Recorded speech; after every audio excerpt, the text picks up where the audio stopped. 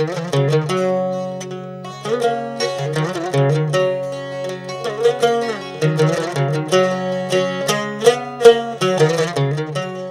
દર્શક મિત્રો, अब तकના લોકપ્રિય કાર્યક્રમ ચાય પે ચર્ચામાં આપનું સ્વાગત છે।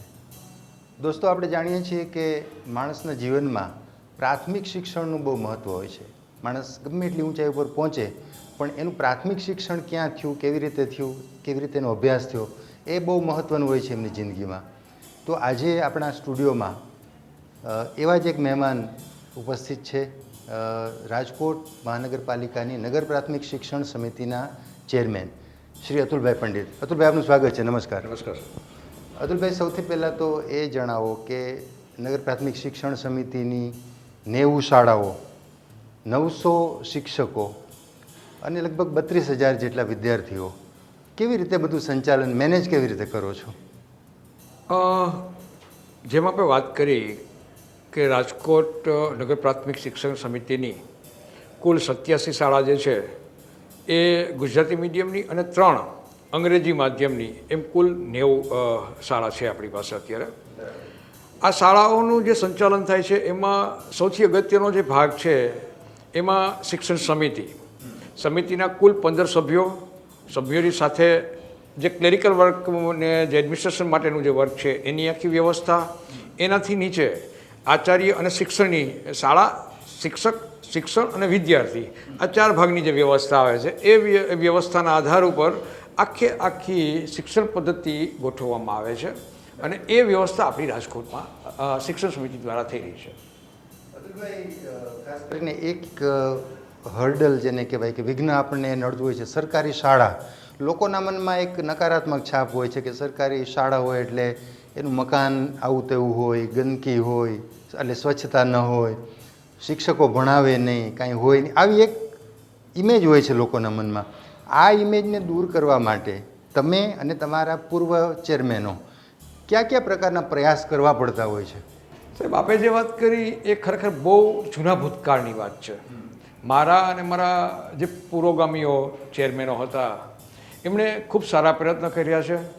આપ પણ જ્યારે રાજકોટની નગર પ્રાથમિક શિક્ષણ સમિતિની શાળાઓનો જ્યારે સાહેબ એક વખત પ્રવાસ કરશો અથવા તો મુલાકાત લેશો, આપને ખ્યાલ આવશે સાહેબ કે કેટલા સરસ મજાના ઇન્ફ્રાસ્ટ્રક્ચર છે, ખૂબ સારા શિક્ષકો છે, ખૂબ સારી ઇન્ફ્રાસ્ટ્રક્ચરની સાથે સગવડ અને સવલતથી સંપૂર્ણ રીતે એમ કહેવાય કે પરિપૂર્ણ છે એવી આપણી શાળાઓ છે। અને સાથે આપણા જ ધારાસભ્ય અને ગુજરાતના મુખ્યમંત્રી માનનીય શ્રી વિજયભાઈ રૂપાણી સંપૂર્ણ રીતે આપણી જે શિક્ષણ વ્યવસ્થા છે, આરોગ્ય વ્યવસ્થા છે એનું મોનિટરિંગ કરે છે અને એનો પણ અમને પૂરેપૂરો લાભ મળે છે સાહેબ।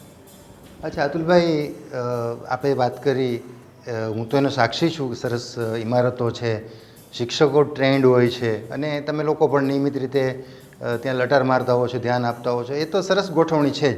પણ લોકોના મનમાં હજી ક્યાંક એવી વસ્તુ પડી છે કે ખાનગી શાળામાં ભણાવીએ, વધુ ફી ભલે થાય, કેટલી બધી પ્રવૃત્તિ ત્યાં વિદ્યાર્થીને મળે છે, અમારું બાળક સરકારીમાં ના જાય પણ ખાનગીમાં જાય, તો ખાનગી આપણા કરતાં ક્યાં ચડિયાતી સાબિત થાય છે અથવા તો આપણે ખાનગી કરતાં ક્યાં ઉતરતા સાબિત થઈએ છીએ? ઉતરતા, હું આક્ષેપ નથી કરતો, પણ ઉતરતા થઈએ છીએ કે નહીં? આ એક પેચીદો પ્રશ્ન છે। એટલા માટે ખાનગી અને સરકારી આ બંને વ્યવસ્થા જુદી છે।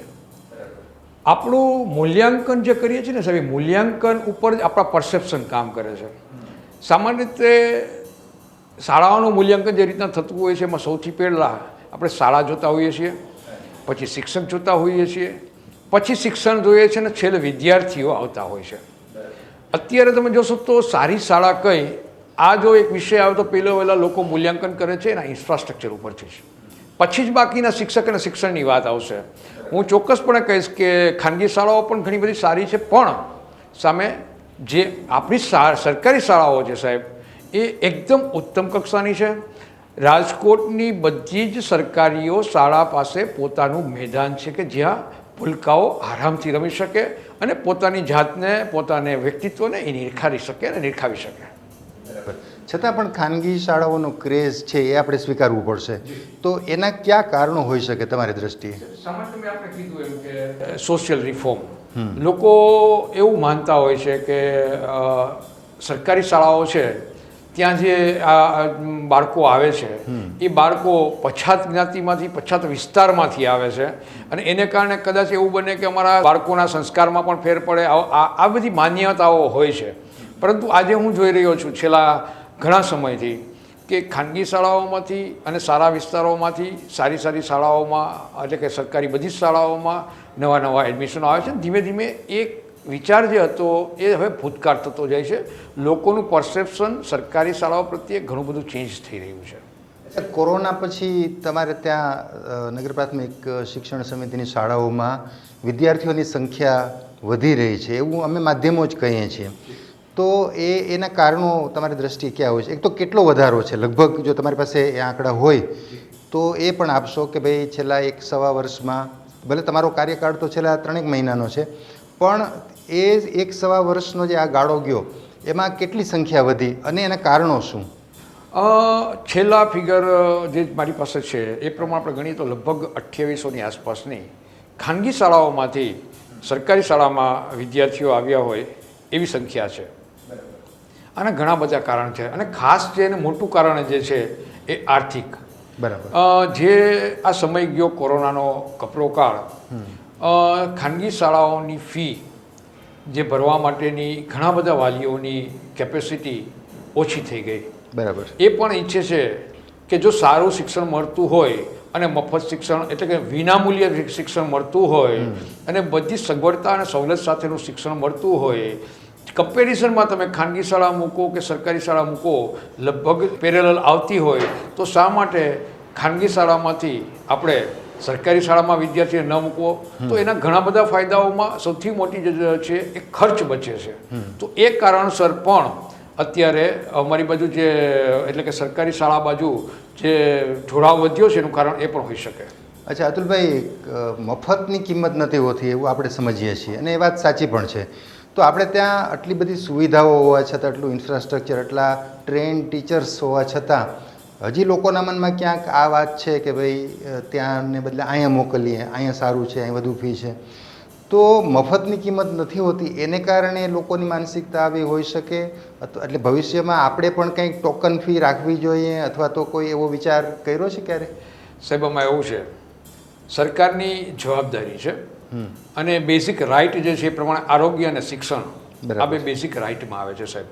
એટલે બંને વિનામૂલ્યે આપવું એ સરકારની ફરજ છે અને એટલા માટે સરકારી આ યોજના છે. અને સ્વાભાવિક રીતે સાહેબ જ્યારે સરકાર આ રીતે આપતું હોય ત્યારે એમાં વિનામૂલ્ય જ હોય. મફત કરતાં વિનામૂલ્ય શબ્દ વધારે વાપરીશ સાહેબ. બરાબર છે. તમારી સ્કૂલો તો એવી છે જ્યાં મહાત્મા ગાંધી ભણ્યા છે, જ્યાં ભૂતકાળમાં ઝવેરચંદ મેઘાણી રાષ્ટ્રીય શાયર આપણા ભણ્યા છે. તો લોકોને આવા મિસાલ, આવા દાખલા આપીને વાલીઓને ખેંચી શકાય આપણી બાજુ, એવું કંઈ થઈ શકે? સાહેબ, સંપૂર્ણ રીતે આપણી બાજુનો ખેંચાવ અને ઢોળાવ ચાલુ થયો છે. આવનારા સમયમાં પણ આ વધવાનું છે ને. તમને હું 2-4 વસ્તુ જે સમયમાં બદલી રહી છે, બદલાવ આવી રહ્યો છે એની હું વાત કરું. હાજી. એક્ટિવિટી, ક્રિએટિવિટી અને સ્પોર્ટ્સ સામાન્ય રીતે ખાનગી શાળામાં આ ત્રણનું પ્રમાણ વધારે છે. એના પ્રમાણમાં સરકારી શાળામાં ગ્રાઉન્ડ હોવા છતાં, વ્યવસ્થાઓ હોવા છતાં, સગવડ અને સવલત હોવા છતાં પણ હજુ સુધી અમે એક્ટિવિટી, ક્રિએટિવિટી અને સ્પોર્ટ્સમાં વધારે ફોકસ કરી શક્યા નથી. આવનારા સમયમાં એ બાબતમાં પણ અમે ઘણું બધું ફોકસ કરવા જઈ રહ્યા છીએ કે જેનાથી એક રસ વધે, એક રુચિ વધે. કારણ કે દરેક વિદ્યાર્થીની, દરેક બાળકની પોતાનો રસ પણ હોય છે અને પોતાની રુચિ પણ હોય છે. આ રસ અને રુચિ એ સામાન્ય રીતે એક્ટિવિટી, ક્રિએટિવિટી અને સ્પોર્ટ્સ દ્વારા જ બહાર આવતી હોય છે. બરાબર. એટલે થોડું વિગતવાર મને થોડી જવાબની અપેક્ષા છે કે આપણે સ્પોર્ટ્સમાં શું કરવા માગીએ છીએ અથવા ક્રિએટિવિટીમાં કયા પ્રકારના ક્લાસીસ, એક્સ્ટ્રા ક્લાસીસ અથવા તો બાળકને ગમતી જે એક્ટિવિટી છે એમાં આપણે કયા કયા પ્રકારનું કોઈ ડિઝાઇન જો આપણે તૈયાર કરી હોય તો એની થોડી વાત કરી. સર, બહુ ટૂંકો સમય અમારી પાસે છે. હજુ તો અમે આવ્યા ને ઘણો કે 3 મહિના થયા છે. 3 મહિના અંતર્ગત પહેલાં તો સૌથી પહેલું અમે બધી જ શાળાઓનો સર્વે કર્યો. અમારા સભ્યોને બધી જ શાળાઓની પર્ટિક્યુલરલી જવાબદારી સોંપી કે આટલી શાળાની જવાબદારી એમની. આ બધું કરતાં અમને લાગ્યું કે આપણે એક્ટિવિટી, ક્રિએટિવિટી અને સ્પોર્ટ્સ. એક્ટિવિટીમાં જે ગણીએ યોગા છે, પછી જિમ્નેશિયમ છે, આ બધી જ વસ્તુ છે. એ ગેમ જે છે એ એક્ટિવિટી સુધી ગણી શકાય. ગેમ અને સ્પોર્ટ્સમાં ફરક છે. ગેમ છે એ એક્ટિવિટીનો ભાગ છે.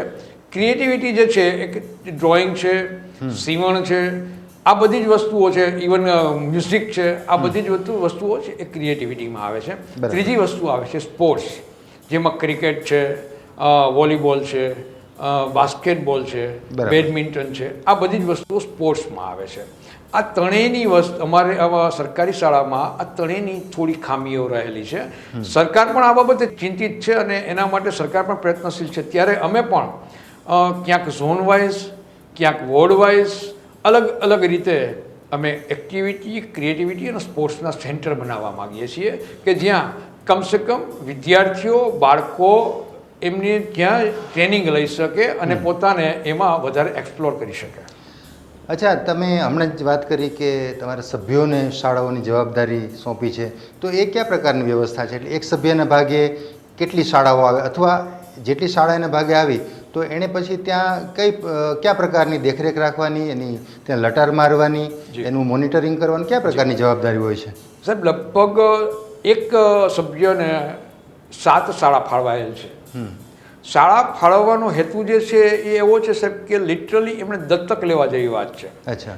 શાળાનું ઇન્ફ્રાસ્ટ્રક્ચર, વિદ્યાર્થીઓ, વાલી, શિક્ષક, શિક્ષણ, એટલે કે આખી ઇકોસિસ્ટમ જે છે શિક્ષણની, એ ઇકોસિસ્ટમનું મોનિટરિંગ કરવાની જવાબદારી અમારા સભ્યની છે.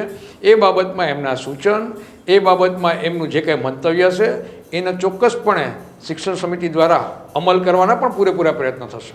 એટલે દરેક સભ્ય છે એ 7 શાળાના ચેરમેન છે એમ માનવાનું? જી બિલકુલ સાહેબ, બિલકુલ. અને તમારી પહેલાં આવી વ્યવસ્થા હતી કે તમારાથી જ આ વ્યવસ્થા શરૂ થઈ? ભૂતકાળમાં પણ આવી વ્યવસ્થા હશે, પરંતુ અમે એક અલગ રીતે જ આ વ્યવસ્થા સાથે જઈ રહ્યા છીએ. અચ્છા, નગર પ્રાથમિક શિક્ષણ સમિતિની જે શાળાઓ છે અતુલભાઈ, તો એ ખાનગી શાળાઓને ટક્કર મારે એવા કયા પાસા છે તમારી પાસે? આપણે થોડો વિસ્તૃત જવાબ જોઈએ છે કે એવી કઈ પર્ટિક્યુલર બાબતો છે કે તમે એ બાબતોમાં ખાનગી શાળાને બીટ કરી શકો છો? બહુ સરસ સાહેબ, બહુ સાચી વાત કરી આપણે. સૌથી પહેલું છે શિક્ષણ. ખાનગી શાળા અને સરકારી શાળામાં જે શિક્ષકો છે, ઘણી બધી ખાનગી શાળાઓ છે કે જેમાં પણ અમારી સરકારી શાળા જેવા ઉચ્ચ એજ્યુકેટેડ ગુણવત્તાસભર શિક્ષકો છે. બરાબર. સરકારી શાળામાં તો બધા જ શિક્ષકોનું સ્ટાન્ડર્ડ એક લેવલનું છે, ઊંચા લેવલનું છે. એટલે સૌથી પહેલી વાત એ છે કે જે સરકારી શાળામાં શિક્ષણ મળશે એ શિક્ષણ દેવાવાળો જે વર્ગ છે એ સામાન્ય શિક્ષણની સોસાયટીમાંથી આવતા વર્ગમાં એક કક્ષાની ઊંચી કક્ષાનો વર્ગ તમને સરકારી શાળામાં મળશે. બરાબર. અચ્છા, અંગ્રેજી માધ્યમની શાળાઓ આપણે ત્યાં 3 ચાલે છે તમારી, તો એને પ્રતિસાદ કેવો મળે છે? બીજું કે અંગ્રેજીનો ક્રેઝ છે એટલે તમે પણ એ શરૂ કર્યું છે કેટલાક સમયથી, તો લોકોનો પરસેપ્શન કયા પ્રકારનું હોય છે? એને ખાનગી શાળામાં અંગ્રેજી ભણાવવું છે કે તમારે ત્યાં દાખલ કરવા છે? Sir, first of all એસએનકેના Kiranbhai પટેલનો આ તબક્કે ખરેખર આભાર માનવો એટલા માટે જોઈએ કે આપણી જે 3 ઇંગ્લિશ માધ્યમની જે શાળાઓ છે એ શાળાઓનું સંપૂર્ણ સંચાલન એમની સિસ્ટમ પ્રમાણે એસએનકેના એજ્યુકેશન જેવા જ એજ્યુકેશનની સાથે જ અંગ્રેજી માધ્યમમાં કરી રહ્યા છે અને એના આ પરિણામ પણ ખૂબ સારા છે. એને હિસાબે અંગ્રેજી માધ્યમનો જે ક્રેઝ છે એ ઘણો બધો વધ્યો છે, ખાસ કરીને અમારી સ્કૂલમાં. આ 3 સ્કૂલના હમણાં જ મેં એડમિશનનો ડ્રો કર્યો, 75 સીટ માટે લગભગ 1000 જેવી એપ્લિકેશનો આવી. આના ઉપરથી આપ સમજી શકો છો કે અંગ્રેજી માધ્યમની શાળાઓનો ક્રેઝ કેટલો છે. ને એમાંય આ પ્રકારની જ્યારે શાળાઓ હોય છે ત્યારે એનો ક્રેઝ કઈ પ્રકારનો હોય છે. આપણે જે વાત કરી એ પ્રમાણે અમે પણ આવનારા સમયમાં આપણી સમિતિની લગભગ 6 થી 8 અંગ્રેજી માધ્યમની શાળાઓ કરવા માટે જઈ રહ્યા છીએ. પરંતુ એક બીજી અગત્યની વાત આપણે કહું, NEP 2020 એટલે કે નવી એજ્યુકેશન પોલિસી 2020 જે આવી રહી છે એમાં શિક્ષણના સંદર્ભમાં સંપૂર્ણ રીતે ધરમૂળથી ફેરફાર છે. એમાં જે ભણતરની પ્રક્રિયા છે એમાં વર્ષ જે ગણેલા છે એ 5, 3, 3 અને 4 એ રીતના અલગ અલગ એજ અને જરૂરિયાત પ્રમાણેના વર્ગને ડિવાઈડ કરેલા છે. અંગ્રેજી માધ્યમ અને પ્રાદેશિક ભાષા અને રાષ્ટ્રીય ભાષા આ બધાને ધ્યાનમાં રાખી અને NEPમાં એક ક્રાઇટેરિયા બનાવેલા છે.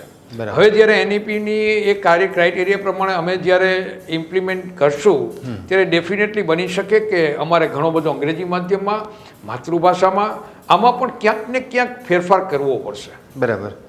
અતુલભાઈ, સ્માર્ટ ક્લાસ અને સ્કૂલ ઓફ એક્સેલન્સ માટે જે તમારી શાળાઓ પસંદ થઈ છે, તો એને કયા પ્રકારની વિશેષ સુવિધા મળશે અથવા એ બીજા કરતાં ક્યાં જુદી પડશે? સાહેબ સ્માર્ટ ક્લાસની બહુ એક સરસ આપણે વાત કરું હા કે સરકારી શાળામાં જે સ્માર્ટ ક્લાસ છે એની કમ્પેરિઝનમાં જે આપણે વાત કરીએ કે ખાનગી શાળા અને સરકારી શાળામાં શું ફરક, હાજી. એમાં એક સૌથી મોટો ફરક તમને હું કહું સાહેબ, તો ખાનગી શાળા કરતાં પણ સરકારી શાળા પાસે સ્માર્ટ ક્લાસની સંખ્યા ખૂબ વધારે છે. વાહ. લગભગ 280 જેટલા આપણી પાસે સ્માર્ટ ક્લાસ છે. હમણાં જ મુખ્યમંત્રી વિજયભાઈ રૂપાણીએ 19 નંબરની શાળામાં લોકાર્પણ સમયે બીજા 140 ક્લાસ આપણે અહીંયા એમણે લોકાર્પણ કર્યા. એટલે આજે લગભગ 238 ક્લાસ જેવા સ્માર્ટ ક્લાસ રાજકોટની શિક્ષણ સમિતિની સરકારી શાળાઓમાં છે. બરાબર. આપણે ત્યાં જનરલી એવું થતું હોય છે કે વિદ્યાર્થીઓ પ્રાથમિક કક્ષાએ જી ગણિત, વિજ્ઞાન અને અંગ્રેજીમાં કાચા હોય છે. જી. તો તમારે ત્યાં કયા પ્રકારની સ્થિતિ છે? આ 3 વિષય માટે કયા પ્રકારનું વિશેષ ધ્યાન અપાય છે? એક્સ્ટ્રા ક્લાસ લેવાય છે અથવા તો એના એક્સપર્ટ ટીચર્સ આપણે ત્યાં છે કે કેમ? જી સાહેબ, આમ જોવા જાવ તો છેલ્લા 1.5-2 વર્ષથી પરિસ્થિતિ થોડી વિદ્યાર્થીઓની શિક્ષણની ખરેખર ખરાબ કહી શકાય. એમ કહેવાય કે એક જનરેશન આપણે પાછળ આવી ગયા હોય એવી પરિસ્થિતિ અત્યારે છે. ભૂલકાઓ એમ કહેવાય કે શિક્ષણ સાથેનું એનું તાદમ્ય ઓલમોસ્ટ છૂટી ગયું હોય એવી સિચ્યુએશન અત્યારે ઓલરેડી જઈ રહી છે. એ જ સમયમાં પણ સરકારી શાળાઓએ, સરકારી શિક્ષકોએ પણ એ લોકોને તાદમ્ય જાળવવા માટેના પૂરા પ્રયત્ન કર્યા. બરાબર. આપણે જે વાત કરી અત્યારે આપ કહી રહ્યા છો કે સરકારી શાળામાં ગણિત, વિજ્ઞાન અને અંગ્રેજીનો ને જે આપણે જે વાત કરી કે અંગ્રેજી અને ગુજરાતી મીડિયમની શાળાઓનો આપણો પ્રશ્ન હતો. હાજી. ગણિત, વિજ્ઞાન અને ઇંગ્લિશ. ગણિત વિજ્ઞાન એ સંદર્ભમાં આપણે વાત કરીએ તો આપણી પાસે શિક્ષકો ખૂબ સારા છે.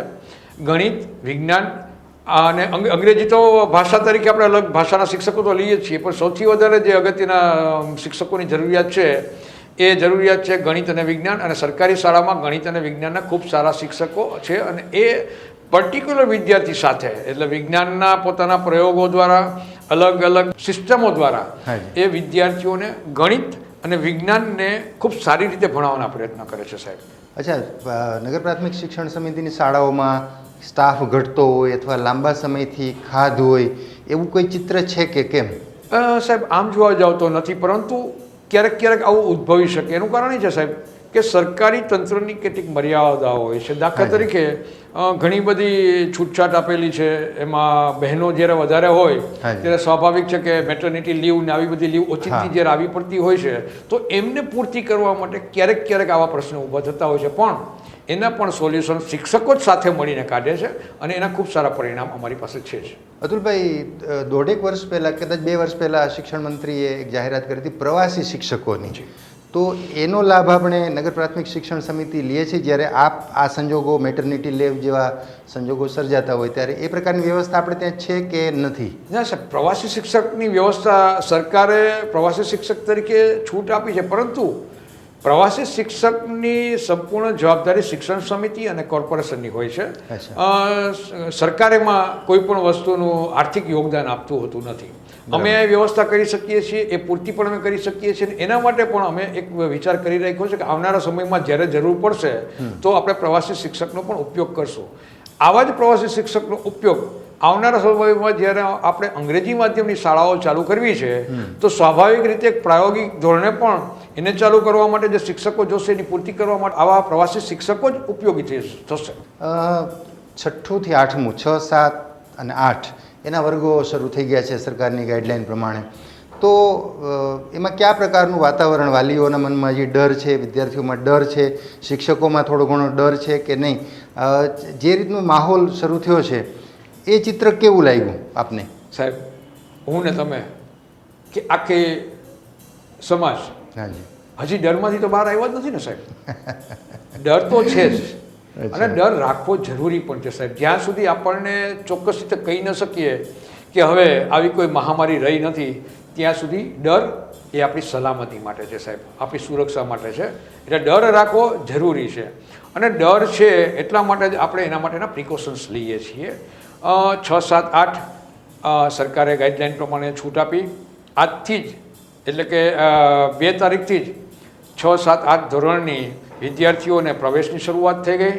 એમના વર્ગ લેવાની પણ શરૂઆત થઈ ગઈ, એમના ઓફલાઈન વર્ગ ચાલુ થયા, પરંતુ વાલીના સંમતિપત્રક આધારિત પ્રવેશ એ પણ એક નિયમ રાખ્યો છે.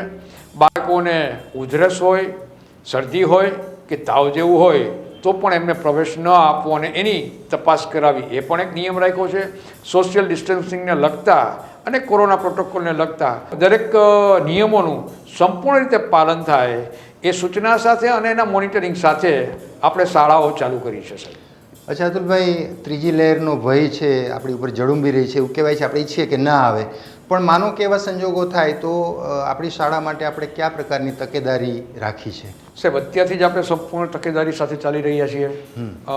કોરોનાના પ્રોટોકોલ્સમાં જે કંઈ હોય છે કે જે અત્યારે આરોગ્ય અને મેડિકલ ક્ષેત્રના સજેશનથી આપણને જે રસ્તાઓ મળેલા છે એ રસ્તાઓમાં એકમાત્ર જે એના પ્રોટોકોલ્સ છે એ જ રસ્તાઓ આપણે જોઈ રહ્યા છીએ અને એ પ્રોટોકોલને અનુસરીને જ અત્યારે આપણે ચાલી રહ્યા છીએ. આવનારા સમયમાં આપણે ઈચ્છીએ કે આવી કોઈ મહામારી ત્રીજો એનો જે વેવ છે ન આવે, અને આવે તો સરકાર અને આપણે બધા જ ભરી પીવા માટે સક્ષમ છીએ. રાજકોટમાં આપણે જોયું હશે કે સંપૂર્ણ મેડિકલ સિસ્ટમ એના માટે તૈયાર છે અને એના માટે શિક્ષકો પોતે પણ અત્યારે એને બેકઅપ આપવા માટે તૈયાર છે સાહેબ. વાહ અતુલભાઈ, ખાસ કરીને જે નવા નવા વિસ્તારો રાજકોટમાં ભળતા જાય છે, જેમ કે હમણાં મુંજકા, ઘંટેશ્વર, મોટા મોવા, એ 5-6 વિસ્તારો આવ્યા, તો ત્યાં આપણે સમિતિની શાળાઓ કેવી રીતે શરૂ કરશું અથવા તો કયા પ્રકારનું પ્લાનિંગ આપણું ચાલી રહ્યું છે? આપણે થોડા સમય પહેલાં જ જે આપણા માધાપર, મુંજકા, મોટા મોવા જેવા વિસ્તારો આપણામાં ભળ્યા છે, આ બધા જ થઈને લગભગ 7 શાળાઓ છે. આ શાળાઓ અત્યાર સુધી જિલ્લા પંચાયત અંડરમાં, એટલે કે આજ સુધી હજી પણ જિલ્લા પંચાયત જ એને સંભાળે છે. રાજકોટ શિક્ષણ સમિતિના અંડરમાં હજી એ શાળાઓ આવેલ નથી. બરાબર. આપણે આ બધું જ કોર્પોરેશને સંભાળવાની શરૂઆત કરીએ એટલે નિયામકને આપણે પણ પત્ર લખ્યો છે કે સાથે શાળા સંભાળી શકાય એવી અમારી તૈયારીઓ પણ છે અને એ સંદર્ભમાં નિયામકને આપણે પત્ર પણ આપી દીધો છે. આવનારા સમયમાં જ્યારે પણ નિર્ણય લેવાશે તો એ જ આખું ઇન્ફ્રાસ્ટ્રક્ચર અને શિક્ષકો સાથેનું માળખું આપણે સ્વીકાર લેશું ને આપણે આપણા મેનેજમેન્ટની સાથે એને ભેળવી દઈશું. એટલે 90+7 શાળા થઈ જશે, બરાબર ને? ઓકે અતુલભાઈ, આ તો એવો સરસ રસપ્રદ વિષય છે કે આના ઉપર જેટલી ચર્ચા કરીએ ઓછી, પણ આપણું એક સમયની મર્યાદા છે.